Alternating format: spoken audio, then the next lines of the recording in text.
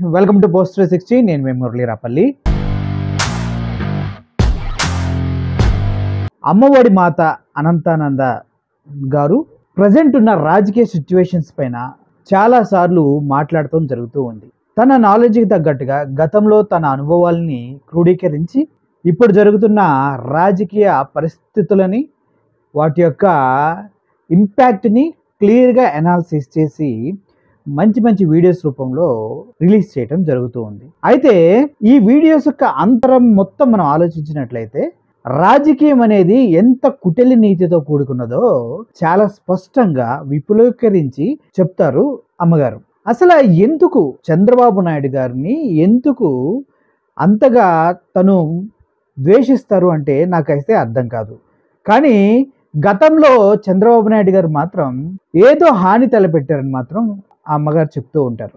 అసలు పివి గూఢచర్యం అంటే ఏంటి, పివి గూఢచర్యం గురించి ఎందుకు పదే పదే మాట్లాడుతూ ఉంటారు అనేది పక్కన పెడితే, ఇప్పుడు రీసెంట్గా బడ్జెట్ రిలీజ్ చేశారు కాబట్టి ఆ బడ్జెట్ రిలీజ్ చేసిన బడ్జెట్ పైన తన ఒపీనియన్ని క్లియర్గా వ్యూవర్స్తో పంచుకోవడానికి సిద్ధంగా ఉన్నారు అమ్మగారు. అసలు ఎందుకు సూపర్ 6 బడ్జెట్లో లేదు, అలవిగాని హామీలు చంద్రబాబు నాయుడు గారు ఎందుకు ఇచ్చారు, దీనివల్ల జగన్మోహన్ రెడ్డిని ఎలా ఫ్రేమ్ చేద్దామని చూశారు, సో ఈ ఫ్రేమింగ్ మొత్తంలో రామోజీరావు గారి పాత్ర ఏంటి, ఇదంతటికి ట్యాంప్ అనేది ఒకటి ఎలా దోహదపడింది అనేది మనం అందరం నిజమా అని ఆలోచిస్తూ ఉండగానే తను కన్ఫర్మ్ చేసి 100% మాట్లాడుతూ ఉంటారు. ఎందుకంటే గూఢచర్యంలో అనుభవం ఉంది, నాకు అన్నీ తెలుసు అని అమ్మగారు చెప్తూ ఉంటారు. అసలు ఏంటి ఈ సూపర్ 6 పైన తన ఒపీనియన్ ఏంటి, దాని ద్వారా చంద్రబాబు నాయుడు గారిని ఎలా ఆవిడ అభినందిస్తున్నారు, సో ఈ విషయాలన్నీ మనం చూడాలంటే అమ్మగారి వీడియో ఒకటి మనం చూడక తప్పదు. So let's have a look. Hari Om వీక్షకులారా, అసెంబ్లీ సాక్షిగా చెంబ బడ్జెట్ గెలిచాక దాదాపు 5 నెలల తర్వాత ప్రవేశపెట్టి తను చెప్పిన అబద్ధాలెన్నో, నిజంగా ఉన్న అప్పులెన్నో చెప్పుకున్నాడు. ఇంకొంచెం ముదిరితే అసెంబ్లీ సాక్షిగా కూడా అబద్ధాలు చెప్తాడు. అసెంబ్లీలో చెప్పినా కూడా అతడి పచ్చ మీడియా బ్లంట్గా అబద్ధాలే చెప్తోంది.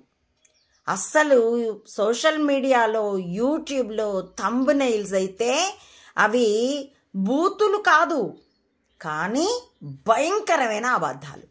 అసలు లోపలుండే కంటెంట్కి పైనుండే థంబ్నెయిల్ హెడ్డింగ్కి సంబంధం ఉండదు. ఒకవేళ ఉన్నదనుకున్నా ఎంత బండ బ్లంట్ బ్లఫ్స్ అంటే బ్లఫ్ మాస్టర్లకే బ్లఫ్ మాస్టర్లు వీళ్ళు. అసత్యాలతో ఏమి సాధించగలరు, ఎన్నాళ్ళు మభ్యపెట్టగలరు సామాన్య జనుల్ని. వాడికైతే మంట లేస్తుంది కదా. డాష్ కింద ధరలు, కంది బ్యాళ్ళు 180 రూపాయలు, నూనెలు చెప్పక్కర్లా, ఇక సూపర్ 6లు సున్నాల మీద సున్నాలు. ఎన్నాళ్ళు మభ్య పెట్టగలరు?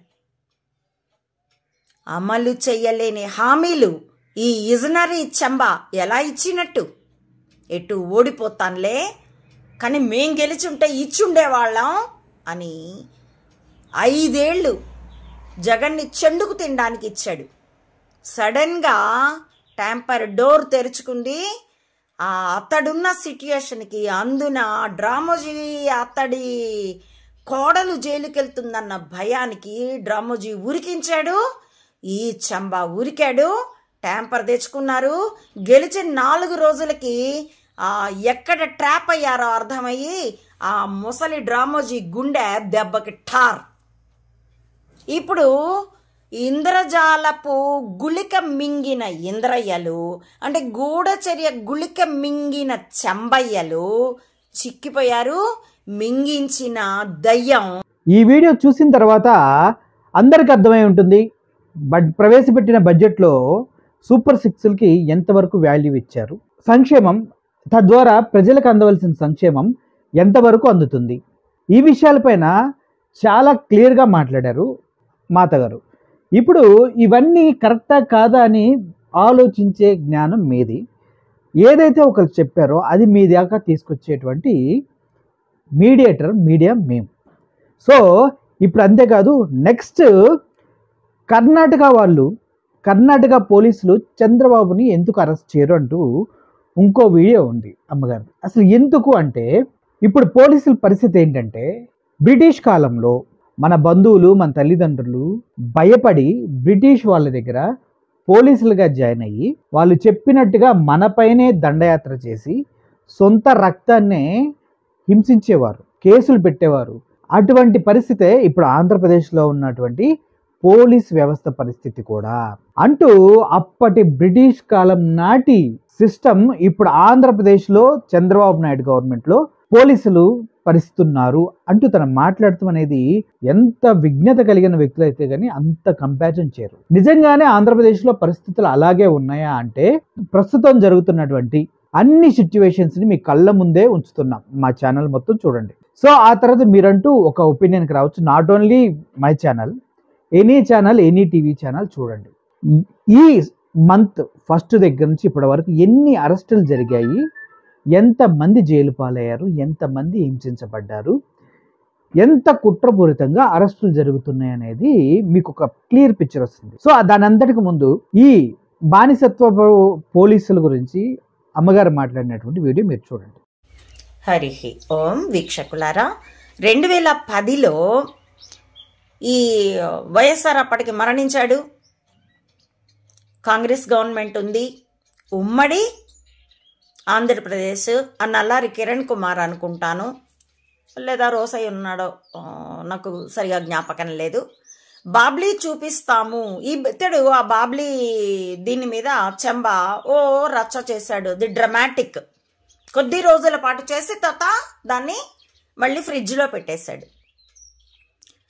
అప్పుడు అందరూ అన్నారు, ఎందుకు బాధలు పెట్టుకుంటావు అని అంటే కూడా అతడు వెళ్ళాడు. వాళ్ళు మీకు బాబ్లీ చూపిస్తామంటూ తీసుకుని వెళ్ళి కర్ణాటక పోలీసులు ప్రక్క రాష్ట్రపు ఎక్స్ సీఎం, కేంద్రంలో చక్రం తిప్పినవాడు ఈ చెంబ అని కూడా లేకుండా ఆడవాళ్ళని మగవాళ్ళని అతని టీం మొత్తాన్ని చితక్కొట్టారని ఈనాడు వాడే రాసుకున్నాడు మహాకిరాతకం పేరుతో. దాని వెనక కథ ఏంటంటే తనకి ఇది అంతర్జాతీయ వలయము అని ఇవన్నీ చెప్పకుండా కేవలం సిఐఏని చూపించి తనని పెట్టుబడుల ఆకర్షణ పేరుతో ప్రపంచ పాంచుల దాకా తిప్పాడు. ఎందుకంటే స్పైయింగ్ తన వలయం ఎక్కడైనా ట్యాంపర్ అవుతుందా అన్నది తెలుసుకునేందుకోసం మాన్యువల్గా ట్రయాంగిల్ చేసుకోవడానికి తనని తిప్పాడు, తనని ఘోరంగా ఇరికించాడు అన్న కచ్చకి అతడు లాలూ ప్రసాద్ యాదవ్ దగ్గర నుంచి ఈ చెంబ ప్రాంతీయ పార్టీల, వివిధ రాష్ట్రాల్లో ఉన్న ప్రాంతీయ పార్టీల నాయకులందరికీ పప్పు బెల్లాలు పంచినట్టు ఈ స్పైయింగ్ సమాచారాన్ని పంచాడు. దాంతో అతడి సోనియా బలహీనపడుతూ వచ్చింది, గ్రిప్ జారుతూ వచ్చింది, డ్రామోజీకి ఒళ్ళు మండింది. అదీగాక పివి వర్గపు పైకి కనిపించే మాలాంటి వాళ్ళ ఈగోని సాటిస్ఫై చేయడం కోసం కూడా మమ్మల్ని వేధించిన చెంబాని చితక్కొట్టి అదే చెప్పబూనాడు కూడాను. అప్పుడే అమ్మఒడిలో చెప్పాం, మాకెవ్వడి మీద కచ్చలేదు, నేను అనుభవించింది దేన్నైనా నా వ్యక్తిగతంగా నా పూర్వజన్మ కర్మ అనుకుంటాను. ఆ కారణంగా చెంబా మీద నాకు కోపము లేదు, కసి లేదు. కానీ అట్ ద సేమ్ టైం అతడు సొసైటీలో ఉన్న సామాన్యులందరికీ చేశాడు కాబట్టి కీడు. అసలు నీకు బాసటగా నిలబడ్డాడు కాబట్టి కూడా అతన్ని మేము క్షమించేది లేదు. తెలుగు భాషలో మాకు నచ్చని ఒకే ఒక్క పదం క్షమ అని ఠాగూర్ డైలాగ్ని చెప్పి మరి, అప్పట్లో అయితే రాసి మరి చెప్పారు. అప్పటి ఆ పోలీసుల మీద చెంబా ఇప్పటికీ ఏ చర్యకి కూటమి తందే కదా. అసలు తెర వెనక మైనో అండ్ మోడీ ఒకటే కదా. కాబట్టే కదా మైనోతో కలగలిసి జగన్ మీద కేసులు పెట్టి 16 నెలలు జైల్లో పెట్టింది. ఆ విధంగా కూడా ప్రూవ్ చేసుకున్నారు కదా. ఇప్పుడు ఆ కాంగ్రెస్ చెలికత్తె జగన్ చెల్లెలు మురుసుపల్లి షర్మిలని తన పచ్చగంపలో పెట్టుకునే మాట్లాడుతున్నాడు కదా చెంబా. మరి ఆ పోలీసుల మీద చర్యలు ఎందుకు తీసుకోలేదు? అదే ధీమా ఇప్పటి ఏపీ పోలీసులది కూడా. ఇదే ధీమా అప్పుడు బ్రిటిష్ వాళ్ళకు అండగా పనిచేసిన బ్రిటిషు సైనికులు, జీతం కోసం పనిచేసిన భారతీయులది కూడా. చరిత్ర పునరావృతం. పాత కొత్త సీసాలో పాత సారా. ఎందుకంటే ఆ గూఢచర్య వలయానికి పదే స్ట్రాటజీలు, అంతకంటే ఎక్కువ తెలిసి ఆడవదు, మెదడుండి ఆడవాలి కదా. డివిడీనో టీవీనో రిమోట్తో నడపడమే పెద్ద గూఢచర్యం అనుకుంటారు. దాన్ని అసెంబుల్ చేయడం పివి వర్గపు గూఢచర్యం. దీంతోనే మేము ఇప్పుడు ఎక్స్పోజ్ చేస్తున్నాం. కాబట్టి జగన్ అయినా ట్యాంపర్ని ఎదుర్కొనే వరకు ఉరికించబడతాడు. కొండకచో ఎదుర్కోవడానికి భయపడితే మరోసారి జైలుకి వెళ్తాడు. పరిశీలించి చూసుకోండి. స్వయంగా అర్థం చేసుకునే ప్రయత్నం చేస్తే అప్పుడు సామాన్యుడికైనా గ్రిప్ దొరుకుతుంది. Check yourself. చూసారు కదా, ఒక వ్యక్తి మంచివాడా చెడ్డవాడా అనేది మనం కంపేర్ చేసుకోవాలంటే గతంలో తను ఇచ్చినటువంటి హామీలు నెరవేర్చారా లేదా. గతంలో కరెంటు బిల్లులు పెరిగినాయి అన్నప్పుడు బుల్లెట్లతో ప్రజలపైన దాడి జరిగిందా లేదా. ఇప్పుడు ధరలు విచ్చలవిడిగా పెరుగుతూ ఉంటే వాటిని కంట్రోల్ చేస్తున్నారా లేదా. ఇప్పుడు కూడా నిరంకుశంగా రాష్ట్ర ప్రభుత్వం ఉందా లేదా. సో ఇవన్నిటిని మీరు క్లియర్గా క్షుణ్ణంగా పరిశీలించవలసిన అవసరం ఎంతైనా ఉంది. సూపర్ 6లో ఉన్నవి మీకు ఎన్ని చేరుతూ ఉన్నాయి అవన్నీ కూడా మీ విజ్ఞతతో మీరు ఆలోచించి మీరు డెసిషన్ తీసుకోవాల్సిన అవసరం ఎంతైనా ఉంది. ఇప్పుడు ప్రస్తుత రాజకీయ పరిస్థితుల్ని, గతంలో జరిగినటువంటి ఇన్సిడెంట్స్ని అన్నిటినీ కలగలిపి తనకున్నటువంటి పూర్తి నాలెడ్జ్తో చేస్తున్న వీడియోస్ మాత్రం ఇవి. అరాకుర నాలెడ్జ్ తోటి మన పిల్ల బ్యాచ్లాగా చేస్తున్న వీడియోస్ అయితే కాదనేది 100% వాస్తవం. విజ్ఞత జ్ఞానం కలిగిన వారి మాటలు మనకి కొద్దో గొప్ప జ్ఞానాన్ని ప్రసాదిస్తాయి. అలాగే నేను కూడా అనుకుంటున్నాను, మనకి RRR అంటే సినిమా గుర్తొస్తుంది, కానీ రాజకీయ నాయకులు మాత్రం RRR అంటే మాత్రం ఒక మోసకారి గుర్తొస్తాడంటూ బామ్మగారు మాట్లాడింది. ఎందుకు RRR రఘురామకృష్ణరాజుని మోసగాడి కింద ఎందుకు లెక్క కట్టారు అని ఆలోచిస్తే దానికి చాలా పెద్ద రీజనే చెప్తుంది. ఏంటంటే జగన్మోహన్ రెడ్డి సీట్ ఇస్తే ఆ సీటుతో గెలిచిన రఘురామకృష్ణరాజు RRR జగన్కే వెన్నుపోటు పొడవాలని చాలా ప్రయత్నించాడు. అది గమనించినటువంటి జగన్మోహన్ రెడ్డి రఘురామకృష్ణరాజుని పక్కన పెట్టాడు. ఆ తర్వాత అర్థమైంది అతను కాంగ్రెస్ పార్టీ కోవట్ అని, కాంగ్రెస్ పార్టీకి తొత్తులాగుండి వెన్నుపోటు పొడవటానికి చూస్తున్నాడు. అంటే ఇప్పుడు జగన్మోహన్ రెడ్డి గారి చెల్లి తండ్రిని చంపారు అనే అభియోగం మోపబడ్డ కాంగ్రెస్ పార్టీలోకి వెళ్ళి నేను వైఎస్ రాజశేఖర్ రెడ్డి గారి బిడ్డనని ఎలా చెప్పుకుంటారో రఘురామకృష్ణరాజు కూడా అలాగే ఇక్కడ పార్టీ టికెట్తో సీటు గెలుచుకొని కాంగ్రెస్తో లాలూచి చేసుకొని ఉంటున్నాడని జగన్మోహన్ రెడ్డి గారు గ్రహించారు. అయితే ఈ టాపిక్ ఎందుకు వస్తుందంటే చాలామంది కింద కామెంట్స్లో ఏం పెడుతున్నారు, నాకు కూడా వస్తాయి అటువంటి కామెంట్స్. ఇప్పుడు సోషల్ మీడియా యాక్టివిస్టులను కొడుతున్నారని మేము చెప్తూ ఉంటే అప్పుడు రఘురామకృష్ణరాజు గారిని కొట్టినప్పుడు లేదా అనే టాపిక్ తీసుకొస్తున్నారు. కానీ రఘురామకృష్ణరాజు అనే వ్యక్తి తల్లి పాలు తాగి రొమ్ము గుద్దే రకమైనటువంటి క్యాండిడేట్. ఎందుకంటే వైఎస్ఆర్సీపీలో గెలిచి టీడీపీకి వెళ్ళినటువంటి వ్యక్తి. పోనీ అక్కడన్నా ఏమన్నా ఉన్నాడా? ఇప్పుడు నీతి నిజాయితీ అంటే ఎలా ఉంటుంది? ఈటెల రాజేంద్ర గారు తెలంగాణలో తీసుకోండి, టీఆర్ఎస్ టికెట్ పైన గెలిచాడు. అతను బయటకు వచ్చేటప్పుడు ఆ టికెట్ రిజైన్ చేసి బయటకు వచ్చాడు. అది ఒక మొగోడికి ఉండే లక్షణం. బట్ మనకేమవుతుంది ఇక్కడ, మన రఘురామకృష్ణరాజు అలా కాదు. ఈ టికెట్ ఇక్కడే గెలవాలి, ఈ టికెట్తోనే పక్క పార్టీలోకి వెళ్ళి వాళ్ళ కండువ కప్పుకోవాలి, మన టికెట్ జగన్మోహన్ రెడ్డి ఇచ్చిన టికెట్ పైనే అన్నీ నడిపించాలి, అంటే దానిపైనే బ్రతకాలి, ట్రాన్స్పోర్టేషన్ కానీ ఫుడ్ కానీ అంటూ చాలా చాలా చక్కగా వివరించారు. ఆ వీడియో ఒకసారి మీరు చూడండి.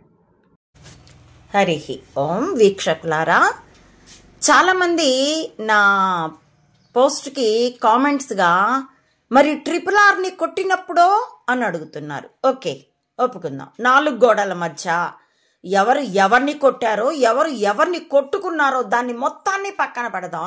జగన్ తాలూకు పోలీసులే RRRని కొట్టారు, కానీ అది తప్పే. ప్రశ్నించండి. అదే సమయంలో అసలు RRR నైతికత ఏమిటి? అతడు వైఎస్ఆర్ ఆత్మగా చెప్పుకున్న కేవీపీ రామచంద్రరావుకి స్వయాన వియంకుడు. పిల్లని వాళ్ళ పిల్లాడికి ఇచ్చినట్టున్నాడు. పిల్లని చేసుకున్నాడు, పిల్లనే ఇచ్చాడనే విన్నాను. వియంకుడు ఇతడు వైఎస్ఆర్సీపీ టికెట్ మీద ఎంపీగా గెలిచి అదే పార్టీ అధ్యక్షుణ్ణి ప్రతిరోజు రచ్చబండ అంటూ నానా యాగి చేశాడు. చెయ్యొచ్చు, నచ్చని వాడిని విమర్శించవచ్చు, సహేతుకంగా విమర్శించవచ్చు, చేతనైనట్టు విమర్శించాడు, సరేపో దాన్ని ఒప్పుకుందాం. కానీ అలా విమర్శించేప్పుడు అతడు మళ్ళీ ఆ పార్టీ టికెట్ మీద తను గెలిచిన ఎంపీ తాలూకు ఆ సీటుకి రిజైన్ చేయలేదు. చేసి విమర్శించి ఉంటే అది మగాడితనం అయి ఉండేది, హీరోయిజం అయి ఉండేది. అలా ఏం చేయలేదు. దాని తాలూకు ఇన్సెంటివ్స్ అన్ని, జీతాలు, ప్రయాణ భత్యాలు, దినభత్యాలు, విమాన ప్రయాణ ఛార్జీలు సమస్తము ఒక ఎంపీగా తనకొచ్చే సమస్తమైనటువంటి బెనిఫిట్స్ని వైఎస్ఆర్సీపీ పార్టీ కింద గెలిచి అదే పార్టీ అధ్యక్షుడిని నోరేసుకొని నానా రచ్చా చేసి అప్పుడే అన్నారు వైఎస్ఆర్సీపీ వాళ్ళు, ఇతడు తెదేపాక అమ్ముడుపోయాడు, ఇప్పుడు జగన్ చెల్లి అమ్ముడుపోయినట్టుగా ఇతడు అమ్ముడుపోయాడు అని అన్నారు. కానీ అతడిని సస్పెండ్ చేయలా. చేసి ఉంటే అతడికి రీజన్ దొరికి ఉండేది. అందుకని విమర్శిస్తే సస్పెండ్ చేశాడు అని అతడికి కారణం ఉండేది. అలా ఉండకుండా అతడు ఎక్స్పోజ్ అయ్యేటందుకే మౌనం వహించాడు జగన్. తదుపరి ఎన్నికల్లో ఏమైంది? తన కోవర్టిజాన్ని నిరూపించుకుంటూ అతడు ఆ నర్సాపూర్ నుండి గెంటేస్తే కూటమి, ఆ ఉండిలోకో ఎక్కడో వెళ్ళే ఓ టికెట్ పారేస్తే వాళ్ళ గేటు దగ్గర కాపలా యానిమల్ లాగా అలాగే కూర్చొని గెలిచాడు కదా. ఆ నైతికతనేమంటారు? అతడు విమర్శించేటట్లయితే ఏ పార్టీ తరపున గెలిచాడో ఆ పార్టీ టికెట్కి రిజైన్ చేసి, జస్ట్ లైక్ ఈటెల రాజేందర్, కనీస పార్టీ ఎథిక్స్ అవి, కనీస నైతికత అంటారు. ఏం ప్రశ్నిస్తున్నారు నారాయిస్టులు? మరి అతన్ని కొట్టినప్పుడో అంటున్నారు. సరే, కొట్టుడికి కొట్టుడు చెల్లని అనుకుందాం. నిజానికి ఇది బ్రిటిష్ కంపెనీ బ్రిటిష్ రాణి చేసింది ఇదే కదా. ప్రశ్నించిన ప్రతి వాళ్ళని తీసుకొని వెళ్ళి జైల్లో వేయడం, కొట్టడం. ఆ రోజు ఇండియన్ పోలీసులే, ఈరోజు ఏపీ పోలీసులే.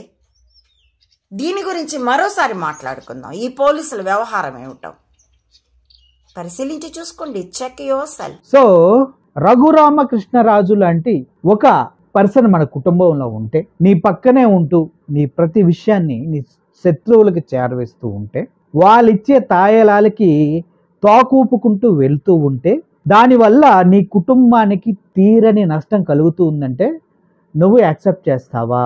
అటువంటి వారిని నువ్వు టోలరేట్ చేసి నీ పక్కన పెట్టుకుంటావా, తన్ని తరిమేస్తావా అనేది కూడా ఒకసారి మనం ఆలోచించుకోవాలి. ఎందుకంటే ఇది మనకంటే రాజకీయ నాయకులు మనందరికీ అన్నల్లాగా, బ్రదర్స్ లాగా ఫీల్ అయితే జరిగేది అదే. సో అర్థమైంది కదా.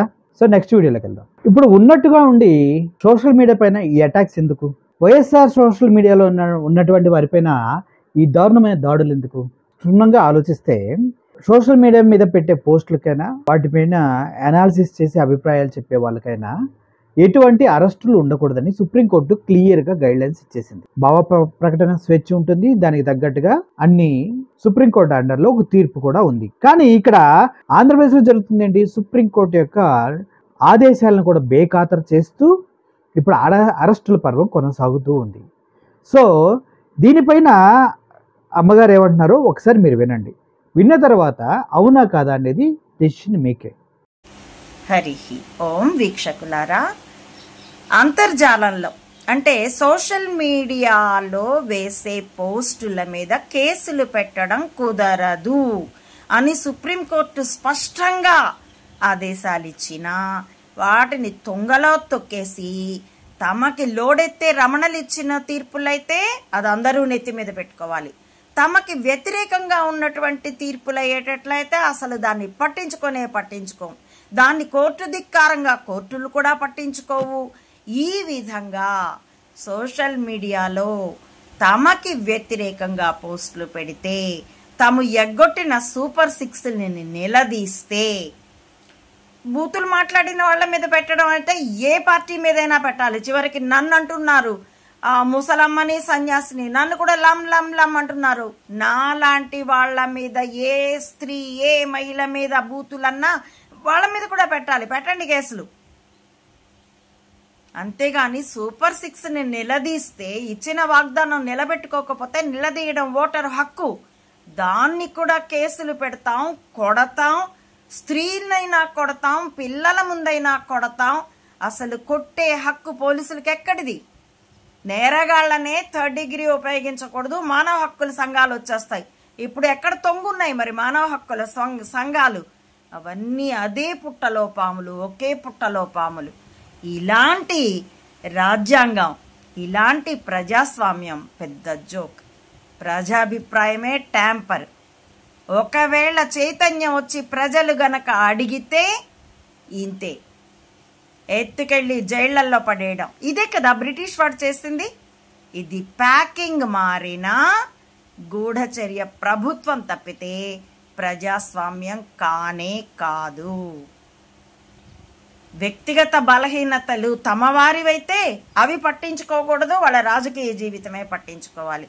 తమవారు కాకపోతే గాంధీ నెహ్రూని వాళ్ళ వ్యక్తిగత బలహీనతలు మాత్రమే మాట్లాడాలి. వారు చేసిన ఏదైనా మంచి ఉంటే అది అస్సలు ప్రసక్తే లేదు. ఇంత భయంకరమైన ఈ పాలనా యంత్రాంగం, ఈ రాజ్యాంగ వ్యవస్థ, ఇది ఇంకా బ్రతికే ఉందనుకోవడం పెద్ద జోక్. అనుకుండే ప్రతివాడు పెద్ద జోకర్. Check your self. చూశారు కదా, వ్యక్తిగత స్వేచ్ఛని హరిస్తూ, వాక్ స్వాతంత్రపు హక్కుని సమూలంగా బ్రేక్ చేస్తూ, మనుషుల మధ్య కమ్యూనికేషన్ కోసం వాడుతున్నటువంటి ఒక మీడియమే మీడియా. నిజానిజాలు ప్రజల వద్దకు చేర్చేదే సోషల్ మీడియా. ఎందుకంటే అన్ని టీవీ ఛానల్స్ అమ్ముడిపోయాయి అన్న విషయం అందరికీ తెలుసు. ఇప్పుడు అన్ని టీవీ ఛానల్స్ అమ్ముడిపోయాయి కాబట్టి అవి ఏకపక్షంగా న్యూస్ని ప్రజెంట్ చేస్తున్నాయి కాబట్టి ఇప్పుడు సోషల్ మీడియా అనే ఆయుధమే ప్రజలకి స్వచ్ఛమైన న్యూస్ని ఇస్తుంది. కాబట్టి నిజానిజాలు తెలిస్తే జరుగుతున్న అన్యాయాలు ప్రజలకు తెలుస్తాయి. కాబట్టి ఇప్పుడు సోషల్ మీడియాని తొక్కేసేయాలి. డూ రాటి అనే ఒక వ్యక్తి తను ఎక్కడో ఉండి, జర్మనీలో ఉండి చేస్తున్న వీడియోస్కి కొన్ని లక్షల్లో వ్యూస్ రావడమే కాదు, గత ఎలక్షన్స్లో బీజేపీ పార్టీకి ఉన్నటువంటి ఓటు బ్యాంక్ని దగ్గరగా 20% ఓటు బ్యాంక్ని మార్చగలిగిందంటే సోషల్ మీడియాకు ఉన్నంత పవర్ ఇంక దేనికి లేదనేది మీరు ఆలోచించండి. కావాలంటే ఇది నేను మాటలతో చెప్తుంది కాదు, ఇది కంప్లీట్గా స్టాటిస్టిక్స్ అనాలిసిస్ చెప్తున్నటువంటి మాట. డూ రాటి ఒక్కడే బీజేపీ యొక్క పతనానికి మూల కారణమయ్యాడంటే ఆంధ్రప్రదేశ్లో వైఎస్ఆర్సీపీ సోషల్ మీడియా ఎంత చేస్తుందో అని భయపడి కదా ఇప్పుడు అరెస్టులు ఇవన్నీ జరుగుతుంది.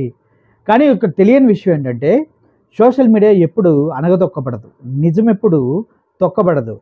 తొక్కబడ్డా కూడా రెట్టింపు శక్తితో లేస్తుంది, తొక్కబడిన వారిని సమూలంగా నాశనం చేస్తుంది. ఇది మాత్రం వాస్తవం. సో చూస్తున్నారు కదా, ఇది ఈరోజు మీకు లైవ్ పాయింట్స్. ఈ విషయం ఇది కనుక మీకు నచ్చినట్లయితే ఈ వీడియోని లైక్ చేయండి, షేర్ చేయండి, సబ్స్క్రైబ్ చేయండి. Thank you for watching this video. I'm Murali signing off. Thank you so much.